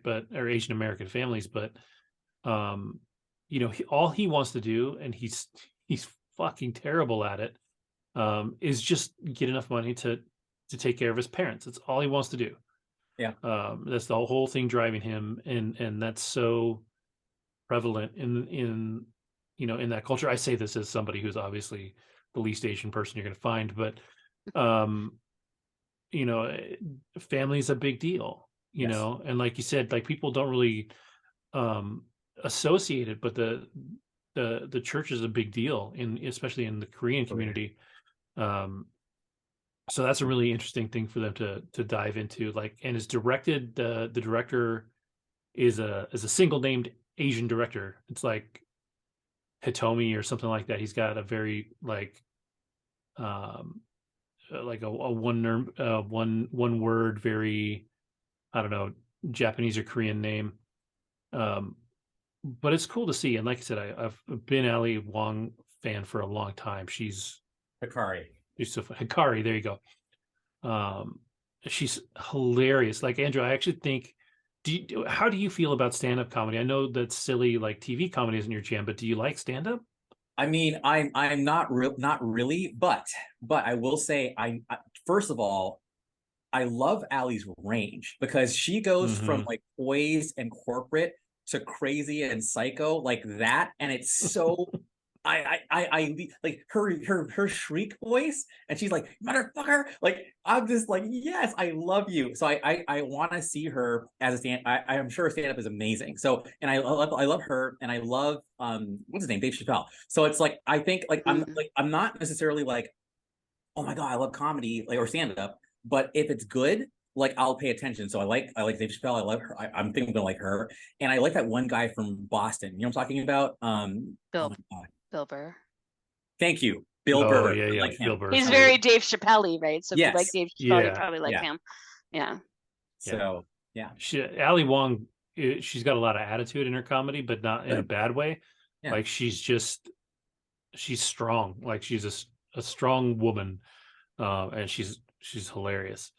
I'm gonna jump in. I'm sorry. Yeah, go ahead. Go ahead. Okay, two things. Okay, so number one, you definitely get more of his background as the show goes on, and it actually kind of reminds me of the later episodes of Breaking Bad, like where you see kind of like the Stooges show up. Like they definitely show up, so you see more of like Yes. cousin Isaac's friend, and that's a whole shit show. You also get to see more about why they are who they are, so you get to see eventually the childhoods of both Amy and Danny, and you get to understand like why they're that way. Let me tell you, episode 9, like if you shit hits the fan, and when I say hits the fan, I mean hits the fan, like wilder than, is this a Tarantino movie? Like I'm telling you, it's that crazy. So just be ready for that. Leah, I wanted to jump in and also say that yes, when I was watching episodes 1 and 2, I actually shared like an article on my page, then I hit it. And the article said, this could have been a movie. And I'm thinking to myself, yeah, man, this could have been a movie. This is like too much, right? But that's kind of how I was feeling. Yes. But when you finish the whole thing, you realize it would have been shortchanged. It really, it does start off slow. It does. But I think as you get in more, it pays off. Yeah, I'm waiting for it. I'm waiting for it to hook me. Like it hasn't. There's a lot of flavor that would be missing if it was a movie. There's a lot of, especially in like the next 3 episodes or so, that you're gonna watch. That I think it'll get you. There's just so much to these people, and all you've really seen right now is that they're pissed off because life isn't really going their way. And road rage. That's it. That's all you got. But also another thing I really liked was the music, and we'll talk about this on the next installment too. But like that music is like, it's my era. So like Shine by Collective Soul, like whoa, like when like they're working out, party when your lights shine down or whatever the fuck they say. Like I'm like, what, and then like every time the episode ends, they have some sort of like song from like when we were in high school or whatever. So it kind of cements the idea that kind of we're the target audience. Our age group is the target audience of this show. When you're picking music like that, it means the people creating it loved that music, right? Because it's set now, but it's using music from that era. So that tells you who these creators are. And even though the characters are younger, which is crazy. Like I don't feel older, but like Amy's like, she's 40, right? And we're like, 45, 46, whatever. But like whatever, but all right, so clearly, so Leah, I look forward to seeing your reaction as you carry on. Sure. But I will say the buzz, like on Rotten Tomatoes, it is 100%. And then I think it's like 97% on the audience score. So like it's like legit. Like this could be, and it just came out, I want to say on Thursday. So it's a brand new show. You finished it. Is it something that potentially will get a season 2, or does it end? I don't want it to get a season 2. I think that they would be trying too hard. I think it ends the way it should. Just leave it alone. Even Lovecraft, for me personally, leave it alone. Just because I think it ends where it ought to end. Okay, that's fair. Actually, sorry. Do you guys have any predict? I mean, Leah, obviously it's probably hard for you to say, but do you have any predictions on how it'll end? I just want to see. I'm going to try to keep it. I'm just going to smile. No, I don't know. I Yeah, mean, it's too early they're for setting you. it up like they're supposed to end up together and she should leave her husband because Fascinating. it seems like she's in a terrible relationship, right? But I mean, I don't that's a know. very, it's funny That would be because very typical. Like if they do that, then it's kind of just following what you think. So I feel like it should do something different because if it's going to surprise us. well, for me, there's only two endings that work. Either it ends in just absolute chaos, right, between these two, where they're just maybe not quite a bloodbath, but definitely He burns her house down. like something fucking crazy where there is no coming back, where these two like are at each other's throats and everything's gone to complete shit, or they end up together, right, which is like the Hollywood ending. Yeah. But I could see that happening, but it doesn't feel like this is the show that would do that, especially when, like I said, when you get into the next like 2 episodes. I think you'll at least feel like that would be, Stupid. while it would be the Hollywood ending, it's probably not the ending that they're going to go with, because you're going to have to jump through a lot of hoops to get there. You could do it, but it would definitely be like taking this thing that is not corny and making it corny. Yeah. So, you know, I mean, I'm hoping it's not like it's different. My guess is it ends in chaos. Like if I'm, if I'm going there, that's going to end in chaos, because there's just a lot of crazy stuff that happens, and I don't want to say too much because you haven't watched it yet. And I definitely like the things that come are interesting enough that I don't want to spoil even the little things, like some fun like there's some really funny things. Like I can't remember when she starts catfishing, so I don't want to go into that too much, but there's a layer to that too that I missed at first, like when she picked I the think pictures. she's created the profile now and sent him a message. That happened early, so but not much has happened with it yet, because I kind of forgot she did that. Yeah, so the girl that she is using, I missed the significance of that when it started. Like I got it later on in the story and it started to make sense, but that person whose picture she stole is significant to the larger story. Oh, okay. So like, because it kind of seemed like she just picked somebody's picture at random and created a no, not at all. Okay. Not at all. Yeah, it's actually, see, that's I think when you start to put those pieces together later on in the show, that's when you find out how important these first 2 episodes were, even though maybe they weren't as exciting as they could have been. There are. I'm going to rewatch them because there's a lot of a lot of seeds were planted in those 2 episodes. Okay. Yeah, for sure. So I'm excited for you to see more. I'm excited to finish it. Andrew's excited for everybody to finish it. But like I feel good about it because I wasn't sure. I was watching, and I was watching because simply for the actors. Like that's why I started watching it. Then I got this feel from it. Then I talked about it. And then I had to stop watching for like half the day because work got super crazy. And Andrew just fucking lapped me and watched the whole damn thing. And now I'm the one behind, but I'm excited. Like you being excited about it makes me excited about it, because I think especially in a lot of cases when it comes to drama, I think our tastes end up being kind of similar in that regard. Comedies we we differ pretty greatly, but dramas we're pretty close in. And there's comedy in this. They even build. Oh, sure, for sure. They're both funny. But yeah, 24 did it again, and that's the last thing I'll say on this one. True. That I think that too. Like that's why I'm not sure I would have even recommended it to you had that A24 logo not popped up right away. Because as soon as I saw that, I was like, okay, this is a production company that cares about the things that they make. A24 just doesn't just pump out films. Like there's an artistic side to the things that they will put their name on. And that's a difference maker. Like it's so weird to think, but it really is a difference maker. So with that, I think we could put beef to bed. Yes. any of you have anything else interesting you want to talk about? Because I got a couple of things that I can throw out real quick. But You have the con. all right, well, I'll start with I watched Winnie the Pooh, Blood and Honey. And I can tell you right now, it is not a good film. There is I don't need to watch it to know that. Yeah, it's I mean, it's terrible, but on the one hand, there is an interesting element to it that makes it fun. Like it's a slasher movie. If you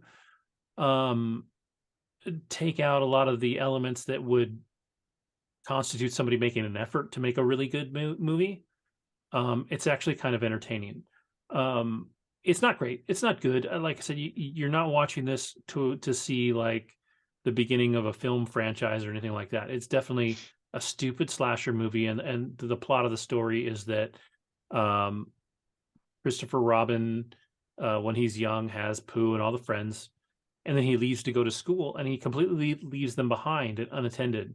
But he was the one taking care of them. He raised them. He fed them. He did all this. So once he leaves with almost no warning, they're waiting for him to come back, and he doesn't come back. And because they were relying on him to feed them and take care of them, they turn on each other. And so the first thing they do is they eat Eeyore. Now they don't really show this. So the other characters are supposedly they've kind of cannibalized each other and then kind of devolved into madness, right? And so he comes back with his girlfriend or his fiance, thinking that everything is fine. And that's when just like the whole bloodbath begins, right? Like they just start killing everything. And like it's so bizarre because none of the animal characters speak. Like in their de-evolution after Christopher Robin leaves, like they decide that because they're going to be more animalistic now, they hate humanity. They don't want to speak anymore. So you almost get like that Michael Myers, Jason Voorhees, like it's just a mask and they're chasing people. And I mean, they kill a bunch of people, and that's the movie. It's not good, but it's a little fun. Like I think what made it fun for me is I watched it with my weekly horror movie crowd, right? So we've watched some fucking horrible horror movies. And this is definitely not a good one, but it's a fun one when you're watching with a group of people and you can talk shit about it during watching it, right? There's nothing redeeming about it other than the premise is kind of fun. Like you take the idea of taking this classic children's story and just being like, hey kids, you remember this one? Well, there you go. These people are now working on Peter Pan. So they did Winnie the Pooh, Blood and Honey. They're going to make a Peter Pan movie. And I'm at least curious about it. Like it's not going to be good. I'm okay with that. Like sometimes when you watch B horror, you watch it because it's not good, you know? And this is definitely that film. Like you would not watch this because you're like, oh, this is going to be a very artistic take on Winnie the Pooh as a serial killer. It's just Winnie the Pooh just cuts people up and eats them and has a weird honey fetish. Also, yeah, it's weird. But Leah, so you were talking about how James was like laughing while you watched Velma because of your facial expression. And I'm thinking your face right now is probably what you were doing when you were watching Velma, because your face, like I'm laughing because it sounds hilarious. Like these animals hate humans, they stop talking and start killing people like Michael Myers. Like that shit is hilarious to me. Like I want to watch this now. And you're just like I'm like at one point you shook your head. So stupid. Yeah. I'm like, this is which is the right like reaction to this show, right? Like it's not good. It's not good. Were they trying to make a good movie, or did they want it to like? No, I think they purposely making it awful. I don't think they were necessarily they were purposely making it awful because like they're just weird. The effects aren't bad. Like, well, you know, the whatever budget they had, they definitely worked well within their constraints. Like they did a decent job with that stuff. Some of the sets don't look great. Like some of the sets feel a little corny and cheesy. But the effects work they did was not bad. Definitely the characters' faces felt like masks more than like if this was made with a big budget these days, it probably would have been CGI'd faces and stuff. But they definitely worked within a small budget and you know did some decent work with that. And again, it's a fun idea. What it really feels like is somebody that was relatively creative, but not necessarily a excellent writer, had a neat idea, threw it on paper, and then just rolled with it. Because the plot, outside of literally what I said, where you know he stopped feeding them, they went crazy, and now they're killing everyone. That's the plot. Like, there's not a lot of like, there's no B story, there's no romance, there's no, you know, any of these other things. It's just chaos. And so it's not, in that regard, it's not great, but if you want to watch something that's chaotic, but the plot of the story kind of messes with your childhood a little bit, like, it's fun. It's fun. It's not good. Again, I would say if you're going to watch it, and you can watch it with a couple of people that would enjoy laughing at it and can mock it with you. Yeah. Because it's one of those films, like, if you watch it by yourself, you're probably at some point just going to be like, yeah, I don't need to finish this. Right? Like, it's because it's not good. But if you're watching it with a group of people, it's like The Room. If you ever watch The Room, one of the worst movies ever fucking made. And if you tried to watch it by yourself and finished, you'd be really ashamed of yourself. Like, it's not good. But when you watch it with some people, especially people who have already seen it, it's a lot of fun. So that I did like that Moonfall. So Moonfall was absolute horseshit.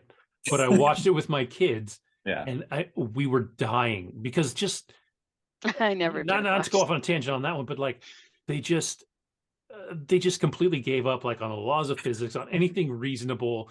Like, they're just like, fuck it, this could happen. Like, they're like, oh, we need to go to outer space, so let's go take a space shuttle from a museum within hours, get it to a space center, let's get it, you know, and it stood works. up. It's gonna work because we have rocket fuel and all these things, you know. Like, you're just watching, you're like, no. I loved it. Yeah, no. Like, just the whole thing. Like, that's the same thing where, like, somebody had an idea that wasn't bad. Like, the moon is a hollow, like, almost living satellite, which, I mean, is preposterous, but also isn't, right? Like, if you believe that there's other aliens in the universe and they have, you know, built civilizations and done this stuff, sure, the moon could be fake, right? Like, you just could be. Like, in science, we have Dyson spheres and we have all these things that people have theorized are in outer space. So the moon being, you know, hollow or being a spaceship or anything in that capacity isn't completely absurd in the world of science fiction. It's all the dumb shit that happens outside of just like this kind of cool idea that just goes all the shit. So Moonfall's garbage, but I have watched it at least twice. I'd be more interested in watching that garbage than Winnie the Pooh. That's fine, and I don't disrespect it. I Winnie the Pooh is not Blood and Honey. It's not. It's not good. Wait, Leah, so do you watch like South Park or anything like that? Oh yeah. Okay. Cool. All of them. Yeah. Yeah. Okay. Because that's like stupid. But it's stupid, but man, South Park is Randy's smart, my favorite. Randy's so good. but South Park is for as smart. Dumb as it is also incredibly intelligent. Yeah. It's so on the pulse of like everything that's happening. I feel like every episode they make, like, they made that week because of the way that it ties into like the zeitgeist of the world. Like, it's such an interesting show. Did you watch their concert? They put it. I think they put it out on YouTube. They released all the songs that they did in the concert. They played it at the place in Colorado that like is famous for Red concerts. Rocks. Yeah. They did it there. They recorded it there. And oh, that's awesome. I did not know that. Really? Oh, you should look up their concert. It just came out like last year or whatever. Anyways, they did a concert there. That's awesome. And they play all the songs that they made through like on stage. That's You know what's awesome. funny, I'll have to Leah? find that. Oh, Yeah. I actually get like, believe it or not, like even though like I would consider myself like actually I need to get dual citizenship. I'm still Canadian citizen, believe it or not, after all these years. Um, I the only time I get slightly offended though is like South Park's obsession with bagging on Canadians. Like, Oh, why I do think we it's have? funny. But yeah, The like big guys slapping heads. I or don't Terrence know. and It's Phillip funny though. and yeah, but Terrence and like Phillip. yeah, Well, that's what Yeah. like one of my favorite moments ever was when they were up for all the Oscars and Robin Williams sang Blame Canada at the Oscars. Did He wasn't even in the movie, but yeah. he did Blame Yeah. Canada for South Park because South Park's score was up for the Oscars. Bigger, Because they went to the yeah. Oscars Bigger, in their longer, uncut. dresses. Hot. Yeah. Yeah. Yeah. Yeah. Yeah. No, So- look up their concert. It's I will. actually really good. Yeah, I'll have to find that. They are incredibly creative. They also did the Book of Mormon on Broadway. I saw that. Yeah, we do kind of want to see that. That's actually coming here. Nice. But I don't know. Like, I And don't know if I then- want to spend the money. Yeah. And then It's not cheap. They did Team America World Police, which is Oh my God. absolutely ridiculous. Yeah. I own that. Yeah. Nice. It has puppet sex in it. I have a lot of DVD. I used to just buy everything on DVD Mhm. because I liked to watch the behind the scenes, Yep. There you go. which you don't really need to do so much now because like they kind of on Disney Plus, they kind of have those Yeah. like side Mhm. things, but I always wanted to see the behind the scenes and the outtakes. I love the outtakes. So anything I like, all the Marvel movies I have on DVD, I have Yeah. all the South Park Stevens except the new one. But because then you can put on Matt and Trey's commentary and they'll talk over the first couple minutes and kind of like talk about each other. I just find that interesting. And like the DVD for Team America, they go through like making the sets and stuff. Huh. And so That's like cool. it's really interesting like to see how they built the sets to scale for the puppets and stuff. So I just think that's actually awesome. Yeah. it's really interesting. Like they're using like cheese graters from the kitchen or strainers, and it becomes like like you don't know that's what it is, but like that's what they use to like make this whatever in part of the village or whatever, right? Like, That's so cool. Like that's what these guys get a it's bad cool. rap because the stuff they make is dumb. Like There's a lot of thought in it, like but behind they're the so scenes, like right? if you look at where South Park started, where they were literally cutting the characters out of paper and like Yeah. stacking them up and animating that way, to now like those guys, like again, they come across as total dumbasses, but they make some funny stuff. Like I remember seeing Basketball. Yeah. And that movie's dumb. It's so shit, dumb. but It's so dumb, funny. but yeah. Didn't they do Orgasmo too? I think. Yes. Like that? Yes, I they haven't did. seen that one. Yeah. But I've seen Basketball. I think I own Orgasmo. Basketball too. I know. I haven't actually seen that one. I have to look that up at some point. Yeah. Kind of forgot about it. So, But all right. Well, and then for what I've watched, the other two shows are sort of similar and sort of different, but they kind of fall into the same vein. One is The Night Agent, which I know Andy, that dude never shows up for this show, but he watched it and really liked it. I watched it, thought it was okay. It felt like a kind of a 24 kind of knockoff. None of the characters quite had the charisma of something like that. This one has a forced romance in it and all that, but it was popular on Netflix. Essentially this guy, he's called he's not a night agent. He works at a desk in the White House for the Secret Service, where he literally sits at a phone and waits for it to ring. That's his only job. And most days it doesn't ring, but one night it does ring. There's these two people that are trying to call in, or actually it's their niece that calls in for them because they are being hunted. And they are called night agents. They are on these special kind of off books information gathering mission, and they end up getting killed. And he's the one that takes the call and kind of gets pulled into this big drama, right?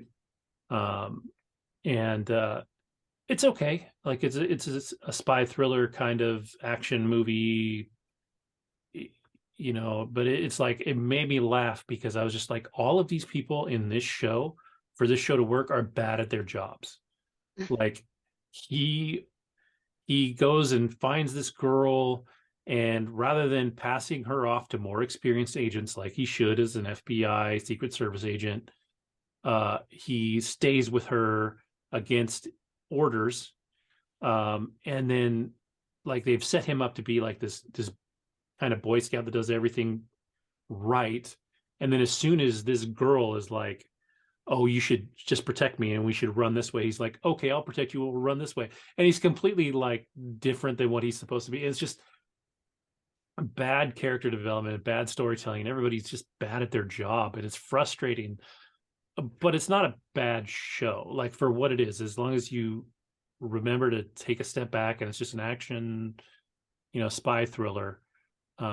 It's not bad, it's entertaining, it's okay. um I would recommend it like when you don't have anything to watch and you've got the 10 episodes to binge, because I think that's where it works the best, is kind of in a binge. I think I watched it in like 2 or 3 days. Mhm. um and it's not the worst, it's not bad, it's just like, because like I said, Andy really enjoyed it. Like he was like, no, it's great. And I was like, cool, but those people all suck at their jobs. Like they're all just like very irresponsible people, in like these high ranking jobs where people should not be irresponsible. Um, and but it's interesting, and it ends, and it's going to get a second season. It was really popular, and it's a little run on Netflix, and Netflix jumped right on renewing it within like 2 days of it being out, I think. Okay. So they were confident in it. So I guess I can only talk so much shit because the rest of the world liked it, apparently. Um, and then the other one that I'm watching also has a 24 feel in it to it, but it's because it stars Mr. Kiefer Sutherland. And it's called Rabbit Hole, and it's over on Paramount Plus. And this one drops weekly, so it's not all out yet. There's only the first 2 episodes. I think the third episode comes out tomorrow. Maybe it's the fourth episode comes out tomorrow. Um, but the way it starts off, it seems like he works in the financial sector, um, but he is sort of a shady businessman. Like he makes things happen for his clients so that they can kind of one up their financial opponents, right? So they can gain from like stock sales and stuff like that. But as the show goes on, there's a larger conspiracy, and who he is very different than what you think he is in the beginning. And so it's a more, to me anyways, it's a more intelligent like spy thriller kind of story than The Night Agent. But I think that like when you look at it, it's to be expected. When you get Kiefer Sutherland, you're expecting a certain level of acting that you aren't from a bunch of nobodies on a Netflix series. You get who was the dad on Game of Thrones, the older Charles Dance. yes, he's in it. He's One. he's interesting when he pops up. I like him a lot.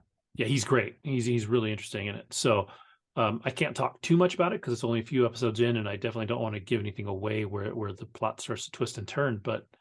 Um, but it's good. Like I like it. It's one of those shows where it might benefit a little bit from the week to week release because you have to think about it between that week, and then watch it again. Whereas the Night Agent, I don't think was so brilliant that from week to week you needed that time. It's like comparing The Last of Us to something else that drops and just everything all at once. You don't necessarily need to sit on it. But I mean, I wouldn't necessarily not recommend both. I would recommend, at least so far, I'd recommend Rabbit Hole over The Night Agent. But The Night Agent isn't too bad. So I'd say check both of those out. And I know I've watched more, but I can't think of what. Well, I have two thoughts. The first thought, though, number one, is that everybody watching this podcast, just so that you know, history was made tonight because I, again, went to middle school with Leah. And the last time I actually saw Leah, like where we could actually see each other and talk to each other and communicate, was 1991. And that's, you guys won't believe that because we look like young. 5 years ago. We look young. Okay. So, Right. but don't be fooled. That was a long time ago. So I'm legitimately like kind of tripping out that this is like happening. Like We were like kids. we We were Mhm. probably Kevin's kids' age. Well, yeah, almost. Yeah, my oldest is 15. Well, my oldest we is were younger. 27, but my we were 14. We were 13, 14 years old. And here we are, like talking. That's number one. Number two, it is 1:34 a.m. on your time. So I also wanted to be recognizant of the fact that you are being a trooper because I think I even said just an hour, because I knew it was That's all good. So that's number two. Number three, not really a topic per se, but I do know some big news came out in the Star Wars world, in that there's Yes, three new sir. movies coming out. The first movie is going to be by, as far as the timeline goes, it's James Mangold. He's doing the latest Indiana Jones, but I like him because he did Logan. He also did the Wolverine, but Logan's the one that made me go, okay, I like you. Like you are a badass director. So I feel like this movie he's going to do is going to be like a prequel. It's like we're talking about 25,000 years, the very first Jedi. That's what he's doing. Yeah. There's going to Dawn be of the Force. Dawn of the Force. The second movie, I forget what that is. I know the third one is going to be the second Rey. one takes place in the Mandoverse. Between the two trilogies, between the original trilogy and the sequels trilogy. But the other thing that movie is supposed to do is tie up all these Disney Plus series that are out right now. So I think it's gonna usher in an end of those series. So you're talking Andor, Ahsoka, Bad Batch, Boba and Mando. yeah, Boba Fett and Mando. So it's going to tie all those together and kind of funnel them into the sequel trilogy. And then, like you said, the last one is the one with Rey, which I'm excited about. Like I know a lot of people didn't love Rey and they didn't love what they did with her character, and all that. But I like Daisy Ridley a lot. I think she's young and fun and charismatic. And even though this one's going to be her 15 years older than she was, I'm excited to see it and see what they do. Leah, were you a Star Wars fan?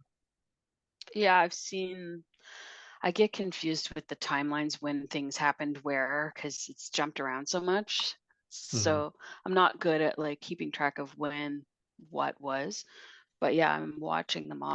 I've been watching the new Mandalorian.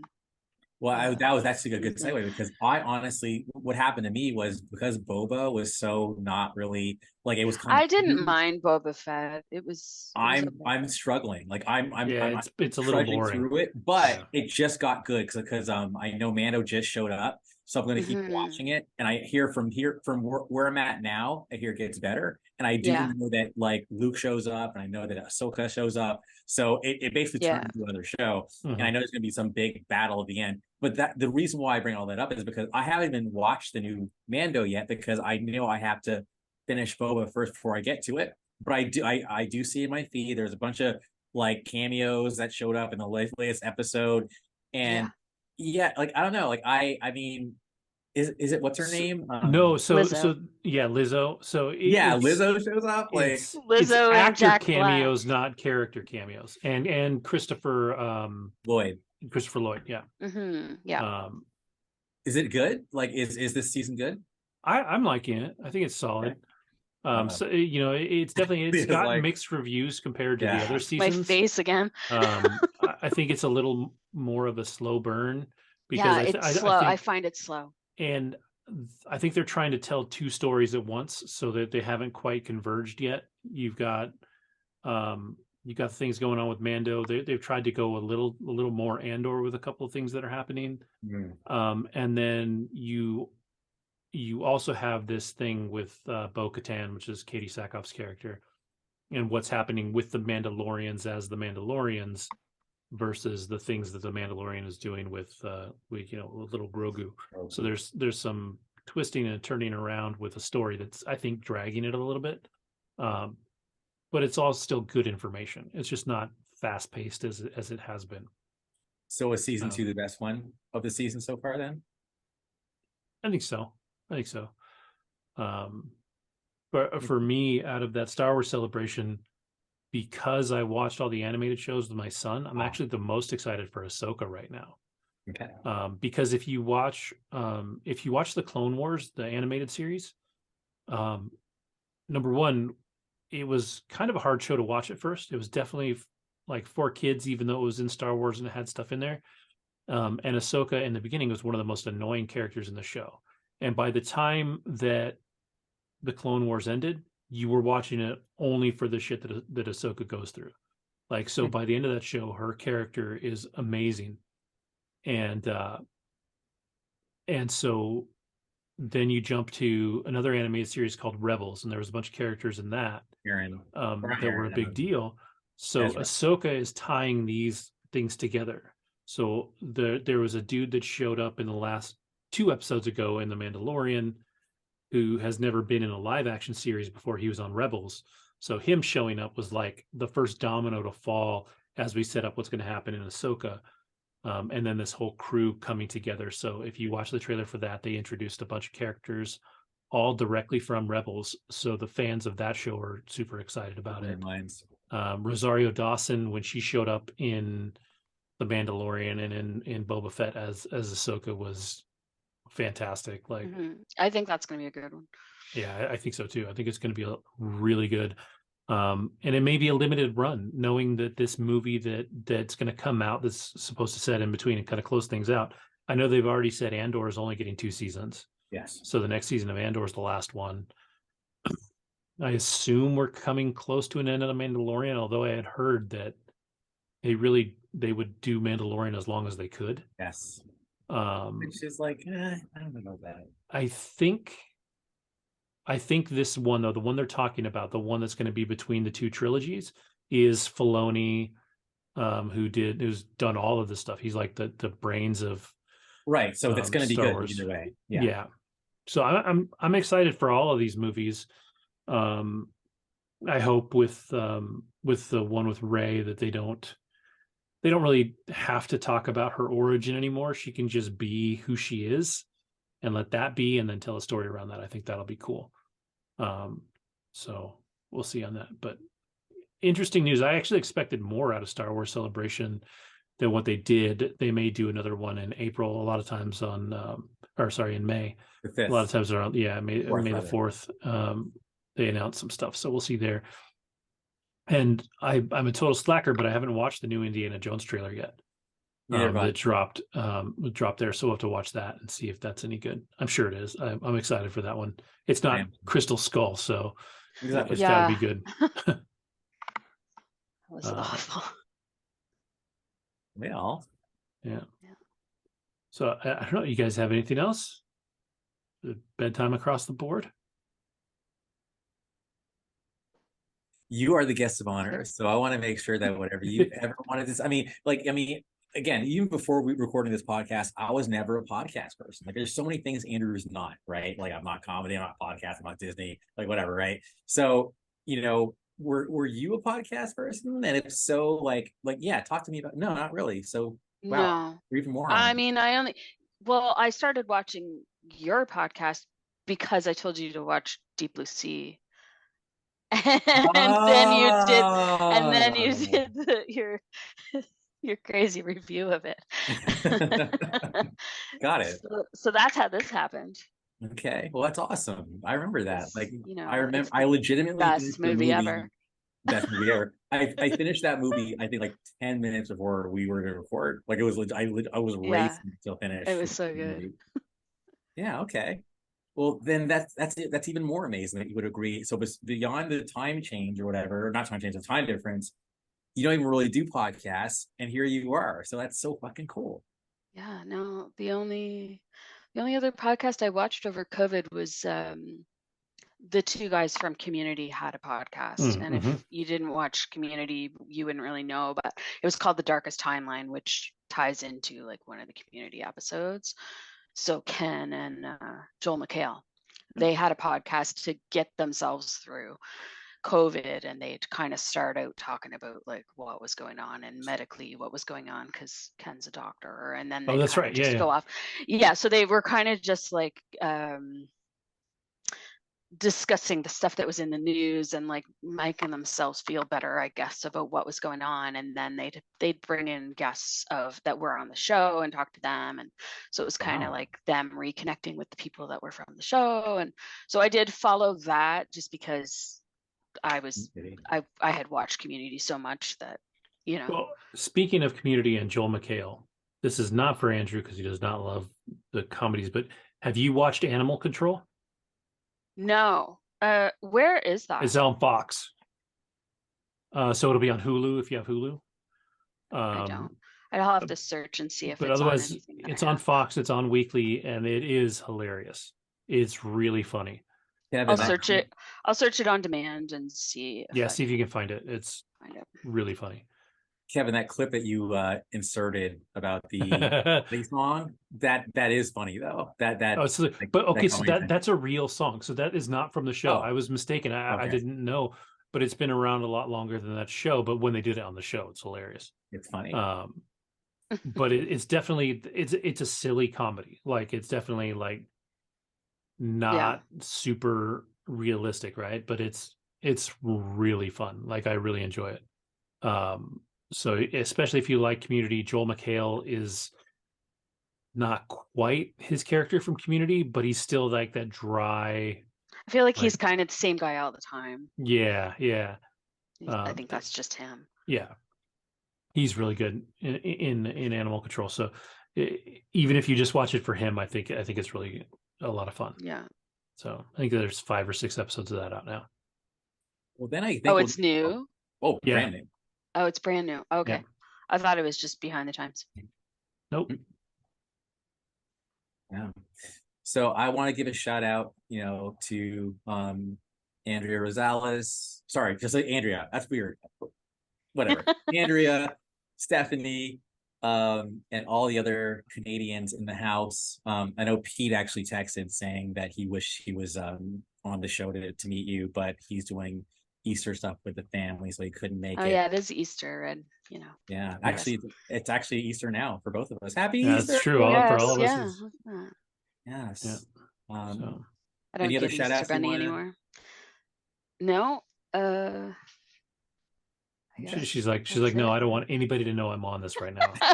Like, no, I was messaging Andrea earlier, so I told her I was coming on to talk to you guys, so she'll probably watch, and I'm sure Stephanie will watch. But yeah, sure.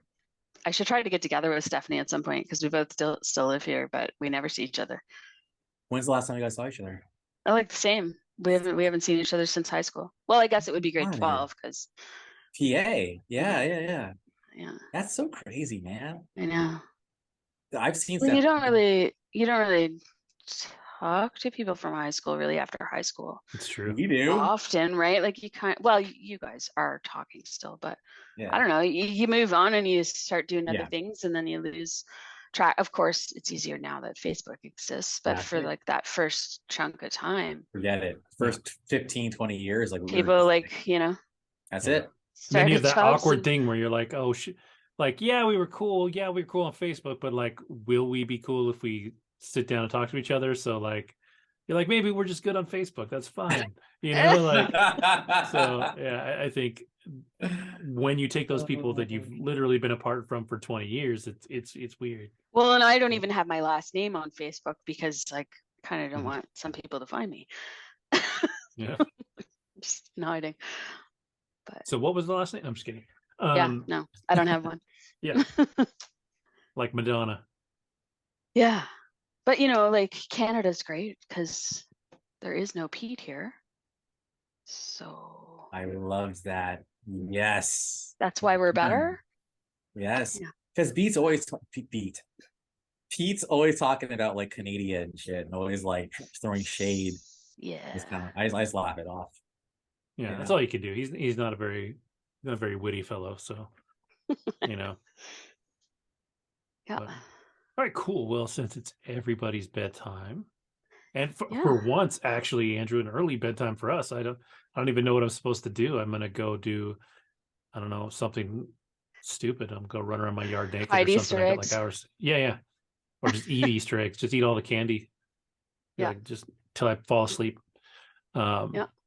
But with that, I will say this was a lot of fun. Leah, it was great to have you on because, like I said, you're one of our most active viewers, and so hopefully we can have you on again at some point. I think it worked really Yeah. well. You're a lot cooler than Pete, so I mean, I would just trade you out Yeah. if we It can could. be just an East Coast thing. Yeah, we don't need Pete. He's so East Coast Right. crew. he's so Pete. Well, but I mean, Kim and Jen are pretty cool. So They are. I mean, Well, we just they have like to us a little get bit. them to move to this side. There you go.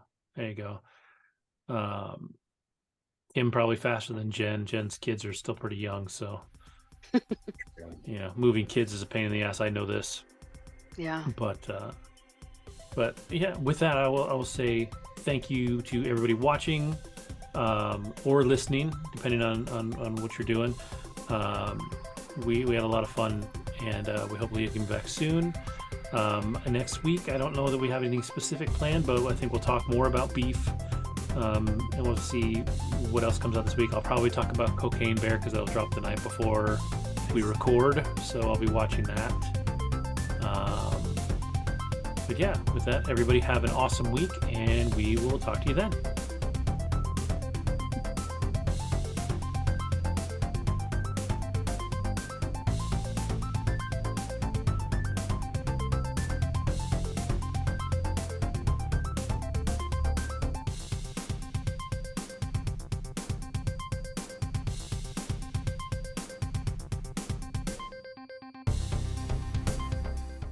Did she send you the Vin Diesel one? Yes. Yeah, I got that. I got that today too. It was pretty dope. I actually shared it as a result. Yeah. Well, because I said he probably should have stuck to dancing because he sucks acting. So can't stand him. I think I'm gonna turn on the AC. Give me 1 second. All right. Yeah, I feel like Vin Diesel's good role was being a tree in Guardians. Like that kind of role was meant for him. He was good in Riddick. Yeah. Because he didn't have to do anything. It's been a really long time since I saw that. He just had to be the quiet, grumpy guy. Yes. I don't remember it. What was the first? Because there was a Pitch couple Black. of not super. Pitch Black. Pitch Black So was the first one. I saw Pitch Black and I didn't think it was very good, and I don't know if I even bothered watching the other ones. No, see, I Just saw 'cause Pitch Black I in think the he's terrible. theater.